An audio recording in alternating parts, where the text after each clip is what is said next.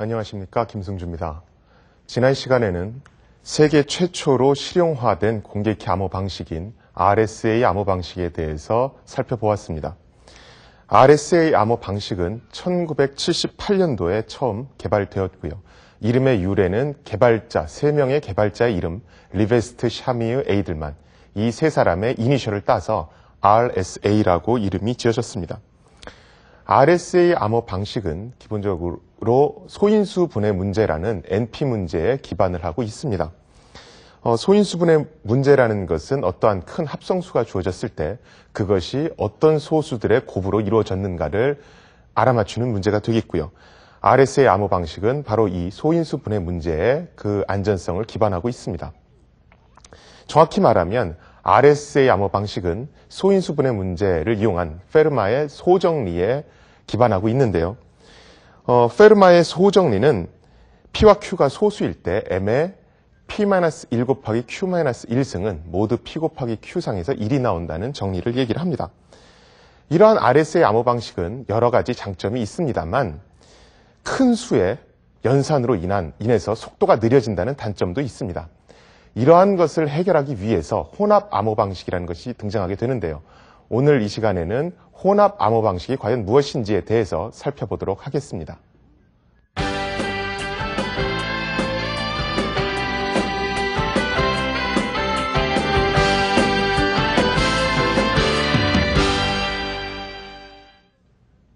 지난 시간에도 말씀드렸듯이 1976년도에 디피와 헬만이 제안한 공개키 암호 방식은 사전에 암호문을 만드는 송신자와 풀어보는 수신자가 사전에 비밀리에 만나서 비밀번호, 키를 공유할 필요가 없기 때문에 굉장히 편리하게 쓸 수 있다는 장점을 갖고 있습니다.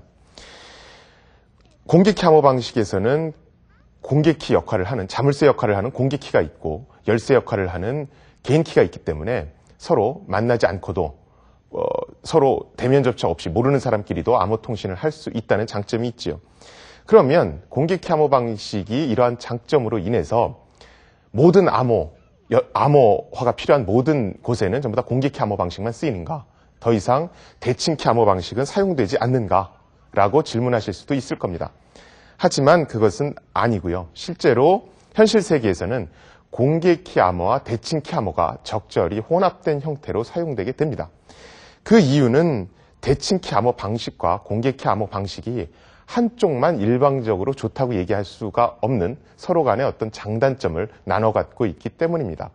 다음 그림을 보면서 대칭키 암호 방식과 공개키 암호 방식이 어떤 차이가 있는지를 설명드리도록 하겠습니다. 대칭키 암호 방식과 공개키 암호 방식은 먼저 키의 상호관계에 있어서 대칭키 암호 방식은 사전에 송신자와 수신자가 만나서 똑같은 키를 암호화 키와 복호화 키로 나눠 갖고 있어야 합니다. 하지만 공개키 암호 방식에서는 암호화 키와 복호화 키가 서로 다르게 됩니다. 공개키는 자물쇠 형태를 가진 어떤 공개된 값이 될 거고요. 복호화 키, 암호문을 풀어보는 키는 그 자물쇠에 해당하는 열쇠 구실을 하는 어떤 정보가 됩니다. 이때 암호화 키와 복호화 키가 대칭키 암호 방식에서는 비밀이 되고요. 공개키 암호 방식에서는 암호화 키는 공개되고 복호화 키는 비밀리에 사용자가 갖게 됩니다. 대표적인 예제로 대칭키 암호 방식에는 데스나 시드 같은 것이 있고 공개키 암호 방식에는 RSA 알고리즘 같은 것이 있습니다. 참고로 데스는 미국의 표준이고 시드는 국내 우리나라의 표준 암호 알고리즘이 됩니다. 복호화 키를 아까도 말씀드렸지만 대칭키 암호 방식에서는 서로 키를 비밀리에 나눠 가져야 되지만 공개키 암호 방식에서는 그럴 필요가 없습니다. 이것은 공개키 암호 방식의 굉장히 큰 장점이 되겠습니다. 하지만 대칭키 암호 방식은 그 구조가 환자 암호나 전체 암호 같은 단순한 암호로 이루어져 있기 때문에 복잡한 멱승 연산이라든가 곱하기 연산을 하는 공개키 암호 방식에 비해서 굉장히 고속으로 동작이 가능합니다. 또한 하드웨어로 구현 시 대칭키 암호 방식은 공개키 암호 방식에 비해서 훨씬 더 간단한 구조를 갖습니다. 특히 현대 사회에 들어서면서 하드웨어적으로 구조가 간단한 대칭키 암호 방식이 환영을 받는 이유는 우리가 지금 교통카드다 해서 여러 가지 그 스마트 카드, 그러니까 칩이 장착된 카드를 많이 사용을 합니다. 여기서 말하는 칩은 그 카드 좌측면에 조그만 크기의 노란 칩이 달려있는 카드들이 있지요. 그런 것을 얘기를 합니다. 이랬을 경우에 칩의 크기가 워낙 작기 때문에 그 안에 들어가는 알고리즘, 암호 알고리즘은 굉장히 단순한 구조를 갖는 것이 좋습니다. 그래서 대칭키 암호 방식은 이러한 칩화시켰을 때, 하드웨어화시켰을 때 굉장히 좋은 구조를 갖습니다. 그러나 대칭키 암호 방식은 전에도 말씀드렸듯이 키 관리 문제가 발생을 하기 때문에 현실 세계에서는 이 두 가지를 적절히 조합해서 사용합니다. 다음 그림에서 이것을 어떻게 적절히 조화시키는지 살펴보도록 하겠습니다. 다음 그림은 RSA에 기반한 혼합 암호 방식을 설명하고 있습니다. 예를 들어 사용자가 맨 아래 보이는 전자문서를 암호화시키고자 한다고 가정을 해봅시다. 이때 이 전자문서를 암호화시키기 위해서 seed라는 대칭키 암호를 쓰고 이런 식으로 빨간색으로 표시되어 있는 데이터 암호키를 사용합니다. 그러면 이 경우에 서로 사용자 A와 B가 이 데이터 암호키를 어떻게 나누어 가질 것인가 하는가가 중요한 문제가 될 수 있겠지요. 그래서 이 데이터 암호키를 안전하게 나눠 갖기 위해서 이런 식으로 B의 자물쇠를 이용하는 공개키 암호 방식의 형태를 사용합니다. 그러면 실제로 전에 설명드렸던 RSA 암호 알고리즘을 이용해서 이러한 혼합 암호 방식이 어떤 식으로 동작하는지 구체적으로 살펴보겠습니다. 다음 그림을 보면서 설명을 드리겠습니다. 이 그림은 저번 시간에도 한번 보셨죠? RSA 암호 방식을 설명해 놓고 있습니다. 갑순이는 자기 자신의 열쇠에 해당하는 37이라는 숫자를 갖고 있고 자물쇠에 해당하는 숫자 13과 143이라는 숫자를 인터넷 게시판에 공개를 해놓습니다. 갑돌이가 갑순이와 90이라는 어떤 숫자를 비밀번호를 공유하고 싶다고 한다면 이런 식으로 90의 13승 모두 143과 같은 RSA 암호화 연산을 취합니다. 이렇게 하면 결과가 129라는 숫자가 나오겠죠. 그래서 129라는 숫자를 전송을 하면 갑순이에게 전송을 하면 갑순이는 129의 37승 모두 143을 계산해서 갑돌이가 전송한 90이라는 숫자를 나눠 갖게 됩니다. 이러한 90이라는 숫자는 제3자가 본다라면 비밀키를 자물쇠에 해당하는 열쇠를 모르기 때문에 알아낼 수가 없게 됩니다. 암호 해독을 할 수가 없게 되죠. 이렇게 해서 갑돌이와 갑순이가 90이라는 숫자를 공유를 한다면 다음 그림과 같이 시드 암호 알고리즘과 같은 대칭키 암호 방식을 사용해서 서로 비밀 통신을 하게 됩니다. 갑돌이가 갑순이와 함께 어떤 평문에 대해서 어떤 디지털 정보, 전자문서에 대해서 나눠 갖고자 한다면 앞에 공유되었던 90이라는 숫자를 seed라는 대칭키 암호 알고리즘에 입력을 합니다. 그러면 대칭키 암호 알고리즘은 전자문서, 평문을 암호화시키고요. 그래서 암호문이 갑순이에게 날아가게 됩니다. 그럼 갑순이는 아까 공개키 암호 방식을 이용해서 90이란 비밀번호를 사전에 나눠 가졌기 때문에 이러한 암호문으로부터 평문을 복원해낼 수가 있게 됩니다. 실제 우리가 혼합 암호 방식에서는 이렇듯이 길이가 짧은 암호화 키, 데이터 암호화 키에 대해서는 공개키 암호 방식을 이용해서 상대편과 나눠 갖고 문서의 길이가 아주 긴 어떤 그런 워드 프로세서 문서라든가 그림 파일 같은 것은 대칭키 암호 방식을 이용해서 서로 그 암호 통신을 하게 됩니다. 앞서 설명드렸던 예제는 정확히 말씀드리면 키 전송 프로토콜을 이용한 혼합 암호 방식이 되겠습니다. 앞서서 예제에서는 갑돌이가 90이란 비밀번호를 일방적으로 택해서 갑순이에게 전송을 했지요. 그 다음에 갑돌이와 갑순이는 90이란 숫자를 비밀키로 활용해서 대칭키 암호를 이용한 비밀 통신을 했습니다. 이때 키 분배를 했을 때 갑돌이가 일방적으로 비밀번호, 비밀키를 선택해서 갑순이에게 전송을 했습니다. 이러한 방식을 키 전송 방식이라고 합니다. 한쪽에서 일방적으로 택해서 상대편에게 주었다는 얘기입니다. 전송했다는 얘기죠. 이런 키 전송 방식은 그 구조가 매우 간단하고 그 다음에 대부분의 공개키 암호 방식으로 구현할 수 있다는 장점이 있습니다만 실제로 갑돌이가 굉장히 취약한 안전성이 떨어지는 키를 비밀번호를 선택했을 경우에 전체 시스템의 안전성에 영향을 미치는 안전성을 떨어뜨리는 그러한 단점이 있기도 합니다.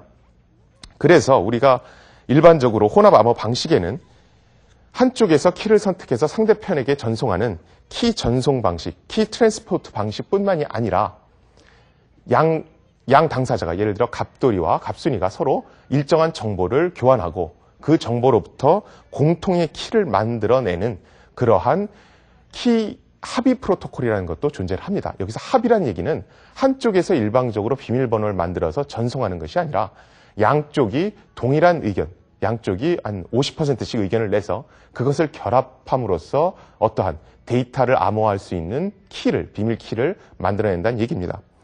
대표적인 것으로 디피-헬만, DH 키 합의 프로토콜이 있습니다. 다음 그림을 보면서 설명을 드리겠습니다.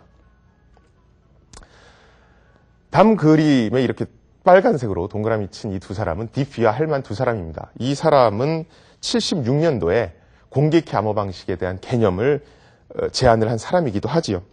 그런데 이 사람들이 공개키 암호 방식의 개념을 제안했을 때는 실제로 공개키 암호화 알고리즘을 실용화시켜서 만들어내지 못했습니다. 그 대신 이 사람들이 키 합의 프로토콜이라는 것을 개발을 해냈는데요. 우리가 DH 키 합의 프로토콜이라고 부르는 이유는 이 사람들의 이니셜로 DH를 따서 그렇게 부르는 것입니다. DPL만, DH 키 합의 프로토콜은 앞 지난 시간에 설명드렸던 이산대수 문제에 기반을 하고 있습니다. 그러면 우선 이산대수 문제가 무엇인지에 대해서 다시 한번 살펴보고 넘어가도록 하겠습니다. 이산대수 문제라는 것은 다음과 같이 우리가 10에 몇 승 정도 하면 0이 10개 붙을까? 라는 문제를 내면 대부분의 사람들은 10에 10승을 하면 공이 10개 붙습니다. 라고 쉽게 대답을 합니다. 이건 뭐 기본적인 로그 함수를 배운 사람이라면 쉽게 대답을 할 수 있죠.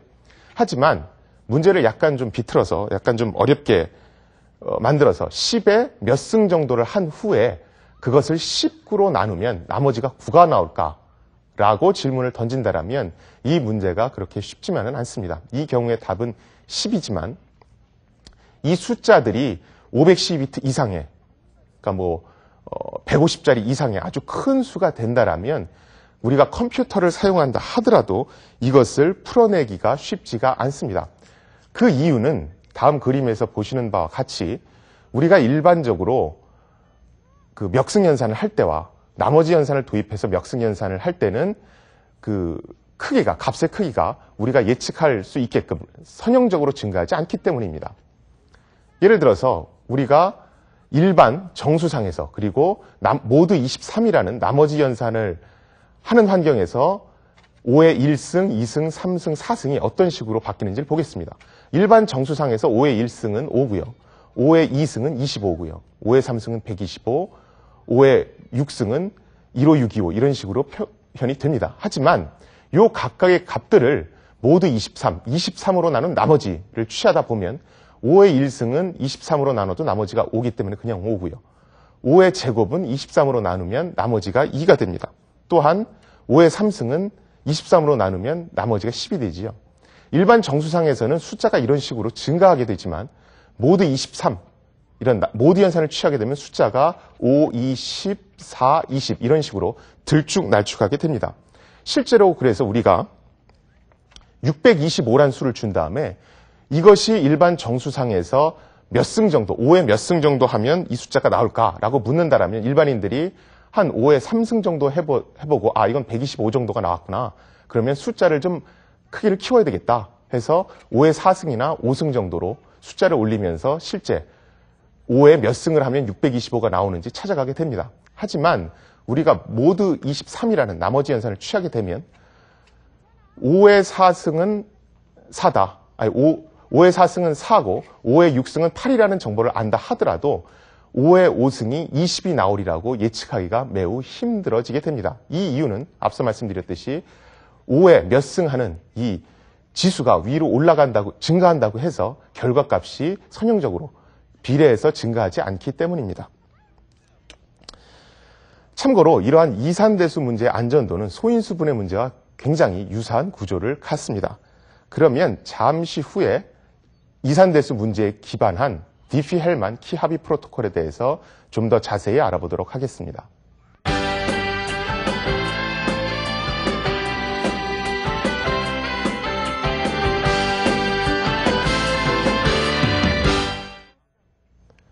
키 합의 프로토콜은 앞서도 설명을 드렸지만 한쪽이 키를 만들어서 상대편에게 일방적으로 전송하는 방식이 아니라 둘 쌍방 간에 키를 교환하려고 하는 쌍방 간에 서로 반반씩 의견을 내서 그 의견을 합해서 어떠한 공통의 키를 만들어내는 방식을 얘기를 합니다. 대표적인 것으로 1976년도에 디피와 헬만이 제안한 DH 키 합의 프로토콜이 있을 수 있습니다. 지금부터는 이 DH 키 합의 프로토콜이 어떻게 만들어지는지를 쉬운 예제부터 해서 실제 사례까지 한 단계 한 단계씩 짚으면서 설명을 드리도록 하겠습니다. 우선 DH 키 합의 프로토콜의 개념부터 살펴보시겠습니다. DH 키 합의 프로토콜의 개념은 다음과 같이 표현할 수가 있습니다. 갑돌이가 임의로 자기가 난수 5를 하나 선택을 합니다. 그래서 갑순이에게 전송을 하지요. 갑순이는 임의로 자기가 난수 7을 선택을 해서 갑돌이에게 전송을 합니다. 그럼 둘이 공통의 키를 어떻게 만드냐 하면 두 수를 단순히 곱해서 공통의 키를 만들어내게 됩니다. 갑돌이의 경우에는 자기가 갖고 있는 수 5와 갑순이에게서 받은 수 7을 곱해서 35라는 수를 만들 수 있고요. 갑순이의 경우에는 자기가 원래 알고 있는 수 7과 또 갑돌이로부터 받은 수 5를 곱해서 35라는 키를 만들어낼 수가 있습니다. 이렇게 해서 키를 구성한다면 앞서도 말씀드렸지만 갑돌이가 일방적으로 키를 만들어서 전송하는 것이 아니라 갑돌이와 갑순이가 서로 반반씩 의견을 내서 공통의 키 35를 만들어낼 수가 있죠. 하지만 이와 같은 방식은 실제로 사용하기에는 문제가 있을 수 있습니다. 왜냐하면 누구든지 공격자가 통신선로상에서 5와 7이 오가는 것을 도청해내기만 한다면 공통의 키 35를 단순하게 곱함으로써 5하고 7을 곱함으로써 만들어낼 수가 있게 됩니다. 그래서 이런 것을 막기 위해서 앞에 설명드렸던 DH 키 합의 프로토콜을 다음과 같이 조금 더 어렵게 만들 수가 있습니다. 다음 그림을 보시면서 설명을 드리겠습니다. 예를 들어서 시스템 관리자가 이 시스템에서 사용될 공통된 정보, 공개 정보 3이라는 것을 하나 만들어 놓습니다. 이때는 숫자가 3일 수도 있고 다른 수, 랜덤한 다른 수일 수도 있습니다. 제일 중요한 것은 이 시스템에 가입된 사용자들은 이 수를 공통으로 사용한다는 점입니다. 이렇게 해서 시스템 공개 정보, 시스템 파라미터 3이 공개가 되면 갑돌이는 난수, 자기가 임의로 난수 5를 선택한 다음에 그 공개 정보 3에 5승한 값을 갑순이에게 줍니다. 여기서는 3에 5승을 하면 243이라는 숫자가 나오죠. 갑순이의 경우도 마찬가지로 임의의 난수 7을 선택한 다음에 시스템 공개 정보 3에 7승을 합니다. 이렇게 해서 3에 7승한 값 2187을 갑돌이에게 전송을 합니다. 갑돌이가 2187이라는 수를 갑순이로부터 받게 되면 2187이라는 수에 아까 자신이 선택했던 이 5라는 숫자를 똑같이 5승을 하게 됩니다.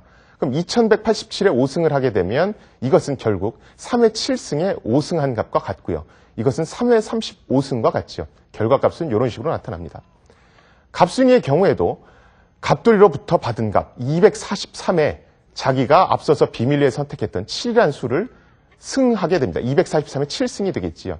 이렇게 하면 이것은 결과적으로 3회 5승에 7승한 값과 같고 이것은 3회 35승한 값과 같습니다.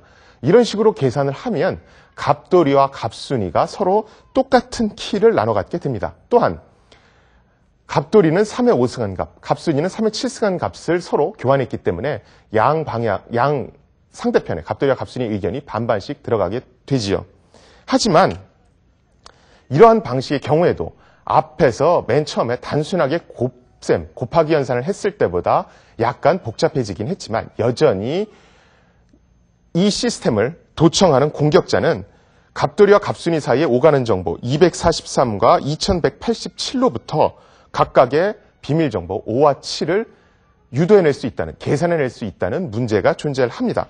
그래서 RSA 암호 방식과 마찬가지로 나머지 연산이라는 것을 사용해서 좀 전에 설명드렸던 DH 키 합의 프로토콜을 좀 더 어렵게 만들 수가 있습니다.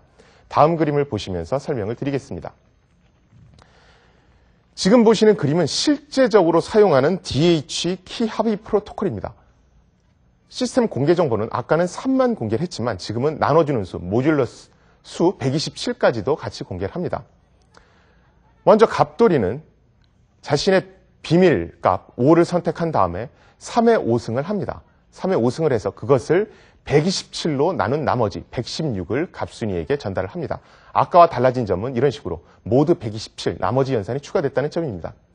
또한 갑순이도 똑같이 자기 자신의 랜덤한 비밀값 7을 선택한 다음에 시스템 공개 정보 3의 7승을 해서 그 값을 127로 나눈 나머지 28을 갑돌이에게 전송을 합니다. 여기서도 똑같이 앞에서 모두 127이라는 모듈러스 연산만 추가가 됐지요. 이렇게 하면 갑돌이는 자기가 받은 값 28승에 자기의 비밀 정보 5승을 하게 되고 이것은 결과적으로 3의 7승에 5승을 한 것과 같습니다. 이렇게 되면 3의 35승이 나오고 최종 값은 90이 나오게 됩니다. 갑순이도 자기가 갑돌이로부터 받은 값 116에 자기가 자신의 비밀 정보 7승을 하게 됩니다. 이것은 3의 5승한 값에 7승을 한 것과 같고요. 이렇게 하면 결과적으로 값이 3의 35승한 값이 나오게 됩니다. 3의 35승한 값을 127로 나눈 나머지는 90이 되겠습니다. 이 경우에는 나머지 연산 모두 127이 추가됐기 때문에 116이나 28을 도청한 공격자라 할지라도 이 값으로부터 5나 7을 뽑아내는 것이 매우 어렵게 되겠습니다.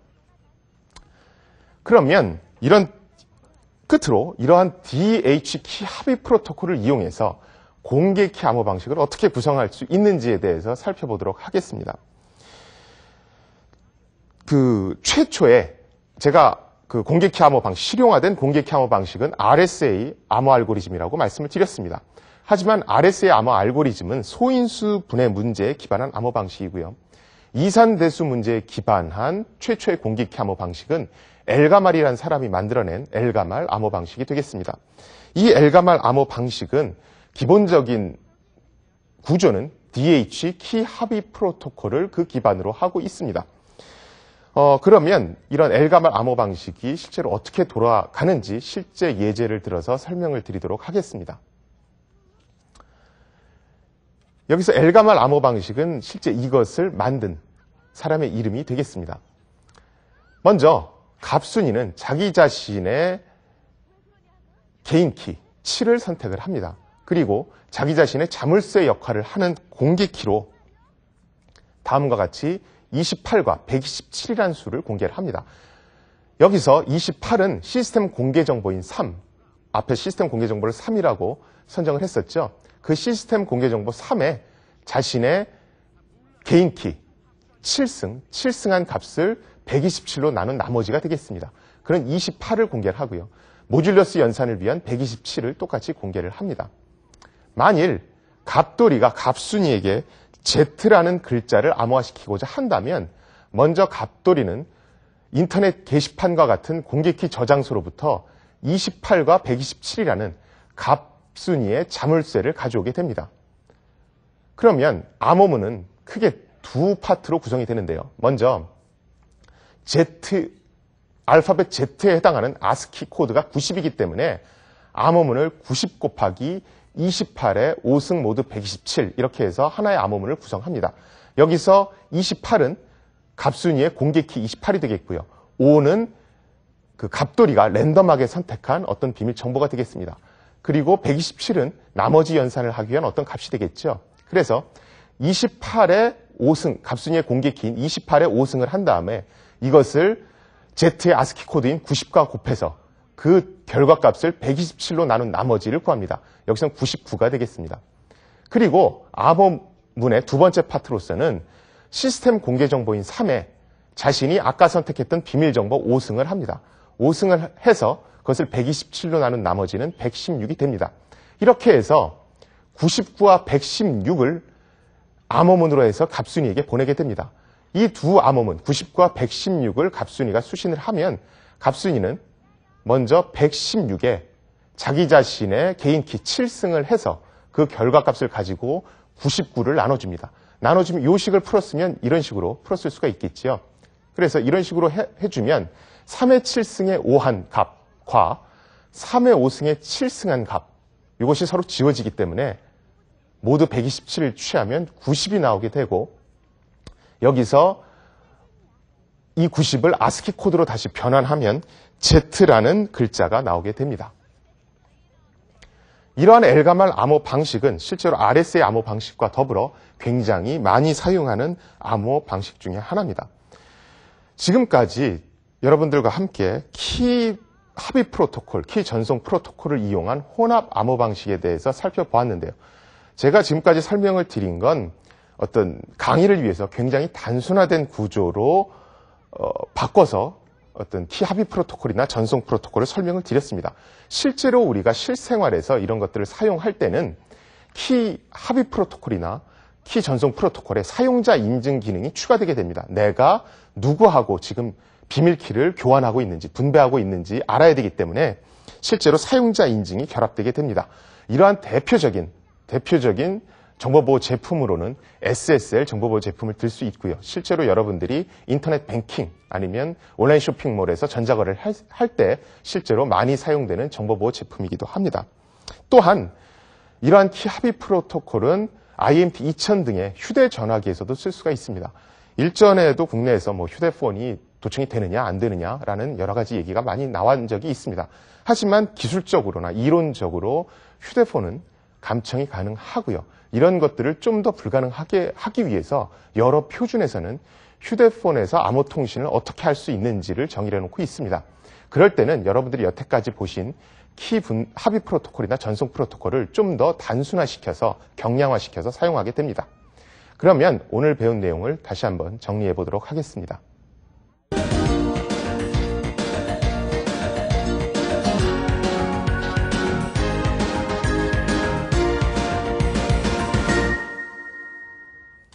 먼저 대칭키 암호와 공개키 암호에 대해서 비교를 해보았습니다. 가장 큰 차이점은 대칭키 암호 방식에서는 암호화 키와 복호화 키가 서로 똑같지만 공개키 암호 방식에서는 암호화 키와 복호화 키가 다르다는 점입니다.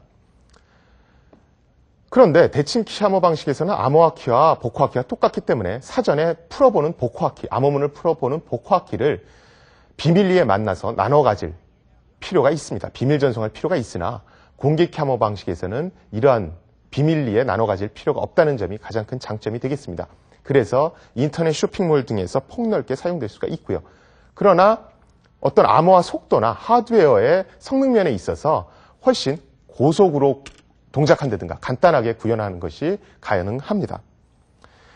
제가 대표적인 혼합 암호 방식의 예제로 RSA에 기반한 혼합 암호 방식을 드렸는데 앞서 말씀드렸던 그 공개키 암호 방식의 장점과 대칭키 암호 방식의 장점을 결합해서 다음과 같은 혼합 암호 방식을 만들 수가 있습니다. 실제 전자문서는 대칭키 암호 방식을 이용해서 서로 교환을 하고요.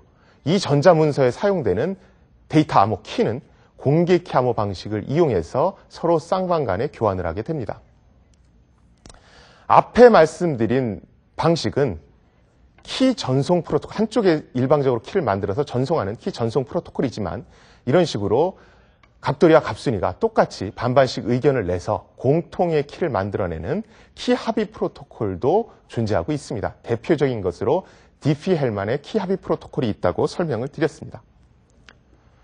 오늘 이 시간에는 공개키 암호 방식과 대칭키 암호 방식을 결합한 혼합 암호 방식에 대해서 알아보았습니다.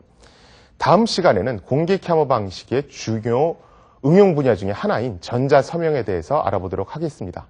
경청해 주셔서 감사합니다.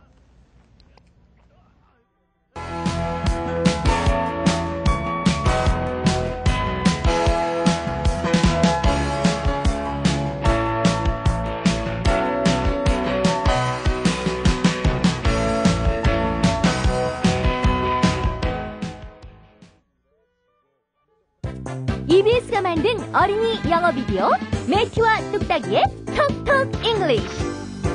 딩동댕 유치원의 귀염둥이 뚝딱이와 우리들의 멋진 친구 매튜 아저씨와 함께 영어로 말하고 노래하며 재미있는 놀이도 즐겨보세요. Talk English! EBS 매튜와 뚝딱이의 톡톡 잉글리쉬는 일상 회화 중심으로 어린이들이 자연스럽고 흥미롭게 영어와 친숙해지도록 구성했습니다. 매튜와 뚝딱이의 톡톡 잉글리쉬. 전국의 할인점, 백화점, 서점에서 구입하실 수 있습니다.